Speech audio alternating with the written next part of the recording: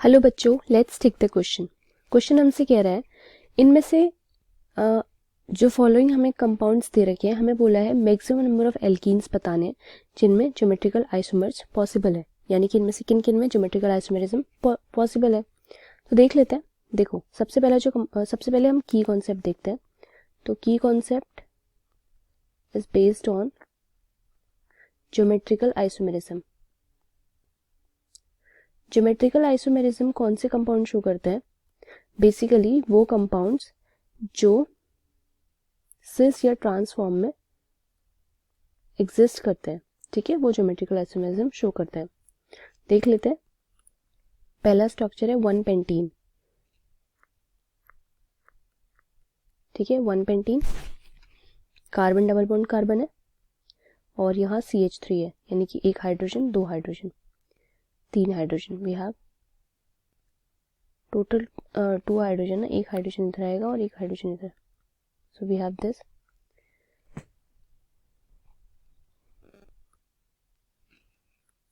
ठीक है, यहाँ एक हाइड्रोजन आ गया। तो देखो, जिन स्ट्रक्चर में क्या आता है ना, यहाँ पे तो हाइड्रोजन सेम साइड, जब दो सेम एलिमेंट एक ही कार्बन से अटैच हो जाते हैं तो वो ज्योमेट्रिकल आइसोमेरिज्म नहीं शो कर सकते हैं, तो ये तो शो नहीं करेगा। नेक्स्ट स्ट्रक्चर देखते हैं। Next we have 2 butene, meth eth prop but, 2 butene. 2 butene यानी कि डबल बॉन्ड किसमें है? इस कार्बन पे। फिर हमारे पास ये है एक हाइड्रोजन, देन इसके पास एक हाइड्रोजन है, then it is bonded with CH3, it is again bonded with CH3। ठीक है, तो ये हमें साफ दिख रहा है कि ये ज्योमेट्रिकल आइसोमेरिज्म शो करेगा। कैसे? देखो, इसका फॉर्म बना लेते हैं स्ट्रक्चर का। ये कार्बन डबल बॉन्ड कार्बन, यहाँ पे आ गया बल्कि ग्रुप एक साइड, और यहाँ हमारा आ गया हाइड्रोजन एक साइड। ठीक है, ये आ गया सिस फॉर्म। सिमिलरली इसका ट्रांसफॉर्म भी आ जाएगा, कार्बन डबल बॉन्ड कार्बन, ये CH3, यहाँ पे आ गया हाइड्रोजन, यहाँ आ गया हमारा हाइड्रोजन एंड यहाँ आ गया CH3। ठीक है, तो 2 ब्यूटीन ने तो शो कर दिया, 1 पेंटीन ने शो नहीं किया है। अभी और स्ट्रक्चर देखेंगे। देखो, अब हमारे पास है 2 pentene, 2 pentene that is 1 2 3 4 5, 2 pentene यानी कि सेकेंड कार्बन पे। तो एक यहाँ पे हाइड्रोजन ग्रुप ऐड हो गया और यहाँ पे भी एक हाइड्रोजन, तो वी कैन से ये भी शो करेगा। क्यों? क्योंकि हमारे जो ग्रुप्स है ना कार्बन पे, ये दोनों अलग अलग लगे हुए हैं। इसमें देखो इथाइल ग्रुप अटैच्ड है और इस वाले कार्बन पे हमारा एक मिथाइल ग्रुप अटैच्ड है। अलॉन्ग विद इट इसमें दोनों कार्बन में अलग अलग ग्रुप्स अटैच्ड हैं। इसमें भी इथाइल और हाइड्रोजन है, इसमें मिथाइल और हाइड्रोजन है। So this will again show 2 pentene और 2 ब्यूटीन, दो हो चुके हैं। Then we have 1 pentene, 1 pentene, 1 pentene 2 बार रिपीट हो गया है। ये 1 पेंटीन यहाँ भी था और इधर भी था, तो ये तो नहीं होगा।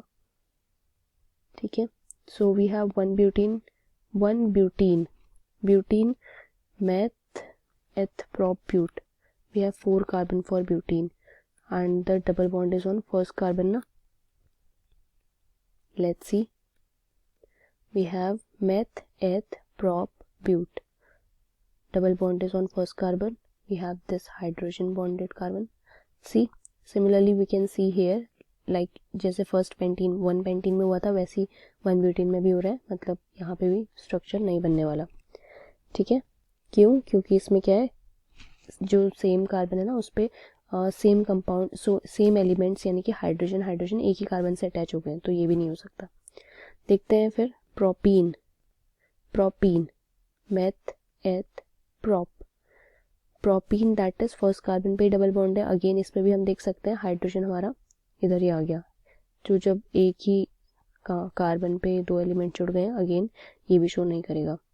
Then 3 dimethyl 2 butene, 2,3 dimethyl 2 butene. ठीक है, ब्यूटीन है हमारे पास ना, तो butene meth eth prop but, 2 butene है यानी कि डबल बॉन्ड कार्बन पे आ गया सेकेंड वाले पे, और 2,3 डाइमिथाइल, 2,3 डाइमिथाइल सेकेंड कार्बन और थर्ड कार्बन, इन दोनों पे क्या है, CH3 ग्रुप लगा हुआ है।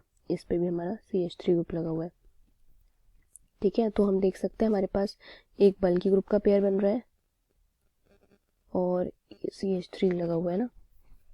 नहीं, ये भी नहीं शो करेगा। क्यों? क्योंकि देखो इसी कार्बन पे दोनों मिथाइल ग्रुप ही अटैच्ड है, यहाँ पे मिथाइल और इस पे भी मिथाइल अटैच्ड है। सिमिलरली इसमें भी एक कार्बन पे दोनों मिथाइल ग्रुप अटैच्ड है, तो 2,3 डाइमिथाइल ब्यूटेन ये भी शो नहीं कर रहा है। देन देखते हैं 3 hexene. 3 hexene, meth eth prop but pent hex. 3 hexene यानी कि थर्ड कार्बन पे हमारा डबल बॉन्ड है, ठीक है। अभी देखते हैं कार्बन पे क्या अटैच्ड है।